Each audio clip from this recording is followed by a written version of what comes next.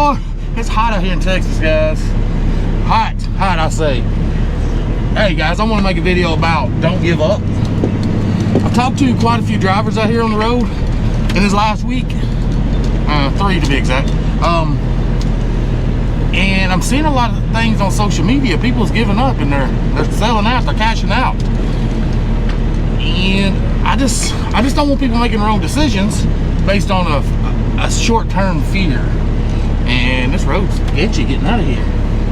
But we're gonna send it. These cars can wait on Big Daddy.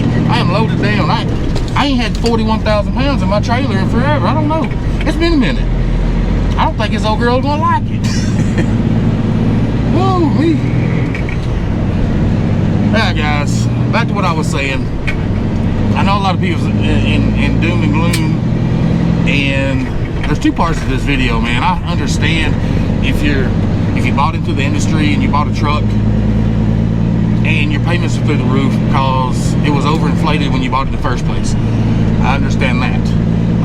If I was in your shoes, I would probably find a way out as well. But the other side of that is people that got to making good money, and either their equipment was paid for, close to being paid for, or their payments weren't that much at all. They was down to on the under $2,000 a month range, which is perfectly feasible to make money and still stay in business in this market. Now, I haven't spoke on this in the last couple months because honestly, I was at home and I wasn't out here in the field. And I only like to talk about things that I 100% know about. And you don't really know about something unless you're out here in it. So now that I've been out here in it, oh man, this is gonna be hard. I don't know if I can make it. Come on, cars. We're gonna make it. I ain't got a lot of room to make this turn, and I had to stretch my trailer out a little bit. And there's a stop sign right here. Oh yeah, we got it. We good. But I wasn't in the market. I wasn't out here, so therefore I wasn't going to talk on it. I will say this. I left the house last Monday. Today is Monday. I've been out a week. I'm going to deliver this load in Florida. Where's my gear? There it is. And I will be heading home come Wednesday. So Monday, Tuesday, Wednesday. So 9 days out. In that time, I've grown 68.75. And also in that time, if I could have scheduled a little better, that's about one of the most important single assets you can be as an owner-operator, is be a scheduling guru.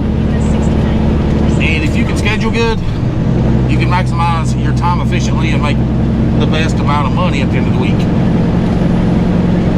So I didn't schedule that great, which I didn't have an opportunity to. One of my directs, it was delivered on a Saturday morning. So it kind of left me in Dallas on a Saturday, and they was loads, but nothing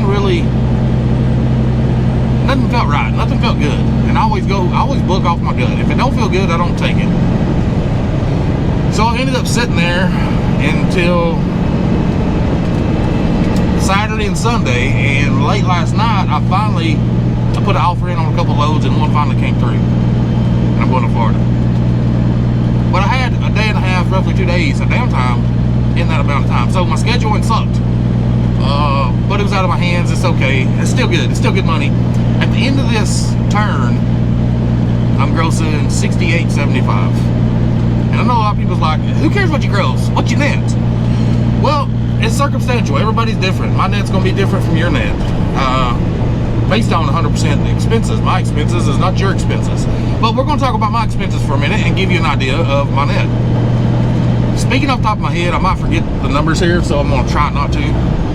If my math is wrong, you know, overlook me. But my my miles per gallon is roughly 6 miles to the gallon in this truck. And the cost of fuel this week has roughly been right around $3.40. So I ran base roughly, I'm gonna end up running roughly 3,300 miles my expenses is 55 cents per mile per gallon of diesel. And if I don't run another run for the rest of the month, my expenses on insurance is going to be 20 cents a mile. So let's take 55 cents for fuel plus 20 cents for my insurance. It comes up to 75 cents a mile. Times that by 3,300.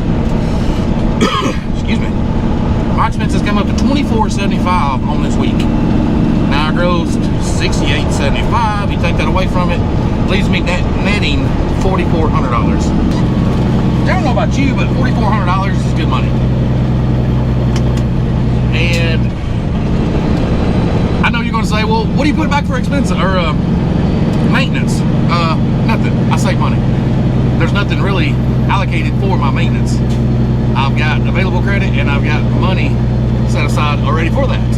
And if you've been doing your business right from the beginning, through those good years, you'd have a good maintenance fund as well. I had one guy tell me, I told him, I said, and I've heard, it's like people get a memo and they all repeat the same thing. I told this guy, I said, when the freight's like this, you've got to chase the miles. But looking at the rate per mile and chase the miles. I said, because something magical happens. The more miles you run, the less your expenses drop. Your fixed expenses, they drop. That truck payment drops on your fixed expenses. They all lowered. So chase the miles. And he said, yeah, but you're one breakdown away from bankruptcy. And my response to him was, I said, listen, man, I'm not trying to be an asshole, but whose fault is that? He kind of looked at me funny. And I said, I'm not trying to be mean. I said, but during those good years of trucking, the later part of 20, all of 21, part of 22, I said, during those good times of trucking, you mean to tell me you didn't put no money back for breakdowns? You didn't build up a nest egg for a maintenance fund? I said, because if you drop an engine, that's an easy minimum $20,000 on these newer engines. I said, that's at the minimum. I said, you mean during good trucking, you didn't set yourself up, build a good nest egg, or establish better lines of credit? I said, if you didn't do that, that's your own fault. I said, you can't blame the times of now I got to chase miles and I'm one breakdown away from bankruptcy. I said, you can't blame that on the times today. You can blame that on your past of not preparing for it. You know, it's just like a squirrel in the winter. If they don't prepare, they go hungry. In the good times, you got to prepare yourself, guys. And I promise, I'm not trying to be mean here. I'm just stating facts. And I told that guy, I said, listen, man, I said, during the good times, I said, I've been that guy that's one breakdown away from throwing in the towel. I said, I've been that guy many times in my trucking career as an owner operator. I said, but I kept going, I kept diving deeper and deeper and deeper, pulling up my bootstraps and just making things happen. I chased miles. If you go back to my career in 2014, 15, and 16 to the end of 2016, not even 3 years I was at Roadrunner.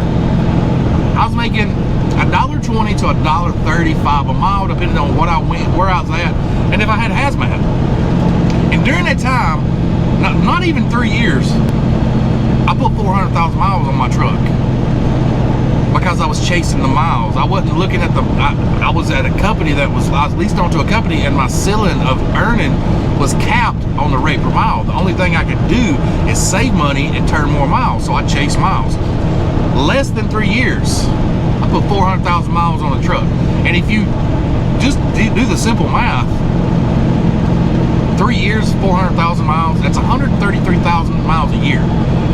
Guys, I was gone from home so much. When I came home, I felt like a stranger. I've talked about this before. And you've got to prepare yourself. You've got to set yourself up. And I know this ain't the Sammy show. This ain't what I've done. It's what I've done to impress upon you that if I can do it, you can do it as well. So if you're that guy that says, I can't chase miles, I'm one breakdown away from bankruptcy or throwing in the towel.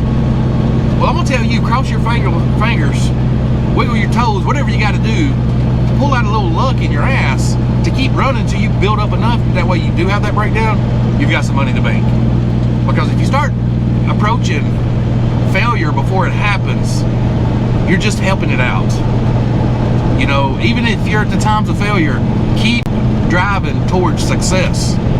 The moment you start driving towards failure, those little seeds in your head that you can't do it, you're not worthy, your truck's gonna break down, dispatcher sucks, the government's out to get me, Satan's coming at me, whatever you tell yourself, you start believing it till it becomes a fact. And then after that happens, it becomes a reality. So even if you're in hard times right now, keep driving for success. Don't give time thought of any failure. Like I said, I've been in those shoes many times, so many times, and I didn't have the money to fix my truck. I didn't have the credit because my credit stinked, but I kept pushing. Failure was not an option. It was either succeed or die, and that's how I took it. I didn't get those times of failure to creep in, because anytime that anybody I know that ever had failure creep in, you know what? Once that seed creeped in, it became a thought, and then it became a fact, and then it became the reality. So I'm telling you that little tip right there, don't give it no attention. Don't even think about it. All you need to think about is success. All you need to think about is putting money back. All you need to think about is where you're going. I see myself as a guy that keeps pushing, and I'm gonna keep on pushing the envelope, and I'm gonna keep on trying to make more good decisions than bad decisions to reach my goal. That's where I see myself. So I'm telling you what I do, not to brag or to impress you. I tell you that to impress upon you that if I can do it, so can you. You've just got to take care of your number one asset in any line of life. Your number one asset is your mind. Once your mind has failure, soon your life has failure.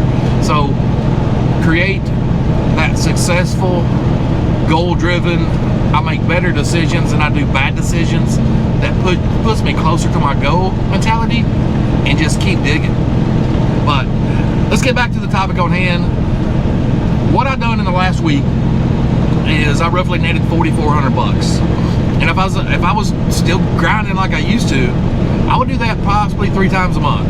So I'd be sitting on 12, 13, a little over $13,000 for the end of the month net. And let's say I had a truck payment. My truck payment was $2,000. Okay, I'm still over $10,000. Say I got a $1,000 trailer payment. I'm still over $9,000. That's my truck trailer. And if I got insurance, I've already included the insurance, so I'm not going to include that. But say you got higher insurance than I've got, because my insurance monthly is $775. Let's say you got $1,500, so let's add another $700 from $9,200. That leaves you're still over $8,000 net for the month. Let's say your home bills is $8,000 a month, which is crazy, but now you're breaking even. Now it goes to the next thing. If you are finding it hard to make ends meet in this market and your truck's paid off, or you got a low truck payment, maybe you've went too flashy and bought the new cars, the new trucks, the motorcycles, the boats, the wife's new Mercedes, because you know you want to impress the Joneses. You're trying to impress people that don't give a shit about you because they're too busy trying to impress you. So then again, you can't blame trucking on that. You got to blame your own expense problems. And I will tell you this, if I'm throwing in the towel with my business and I'm looking at bankruptcy, and the cause of that is because I've got the boat, I've got the big house, I've got all these toys to impress people, I'm gonna let all that shit go. Because it's easier to build your credit back and get those toys back than build your credit back. Or not your credit, to build your trucking company back. I have exceptional credit. With my signature, I can get a $100,000 loan. But if I'm out to lose everything, my truck and trailer and my authority, my insurance, my trucking business is going to be the last one to stand. We will live in a motel, but I will keep my business going. Because as long as I've got my business, I can get back to other toys pretty quick, a couple years down the road. But if you throw in the towel and you think, I'm not making enough money doing what I'm doing, I'm gonna get rid of this truck, I'm gonna find a company job and not have the stress, not have the worries, and you put that in your mind and you believe it, and then you get to the next company and you find out it's not as green a pasture as you thought it was, and now you're still stuck in a shitty job, shitty earning situation, but yet you still have your high liability expenses, and now it's just a slow death of 1,000 cuts before you start losing it all. So I'd say take the first plunge, get rid of the debts outside your business that's causing you to make it hard to make money right now, and go that route first. Because if most people that take a new job and they get in their head that it's going to be better, it's a damn good green looking pasture. But once they get in there and they get their feet in the pasture, they realize it's not as green as they thought it was. And now again, like I said, it's a death of 1,000 cuts. You're slowly going to lose everything that you was trying to keep. So my advice is, everything you're trying to keep, if it's a home liability, dump that shit, get rid of it. If you got the new boat, tell them to come get it. Take a hit. If you can save your house, cool, save your house. But let everything else go and keep your trucking business going. Because in another year or two, this trucking business is going to be booming again. And you want to be ahead of the curve when it booms again, and not be trying to make shit happen and get in a truck to only live it for 6 months. And then by then it's too late because you don't win a debt again. That's what I would do. I'm not telling you what to do. It's your personal life. I'm just telling you what I would do if it was me. Now, the other caveat to that is, if you came in the trucking industry last year and you spent $250,000 on a truck because you was going to make $14 million a week in trucking because that's what everybody else was doing, I'm sorry that you bought it too high, and it sucks. And if I was in those shoes, then more or less I'm going to get rid of that truck. Because even if you look at the model I just presented, and I'm running 4,400 miles or $4,400 a month or a week. If I'm running $4,400 a week net, and I do that say 3 times, a lot of people will say, well, there's 4 or 5 weeks. Well, this is trucking.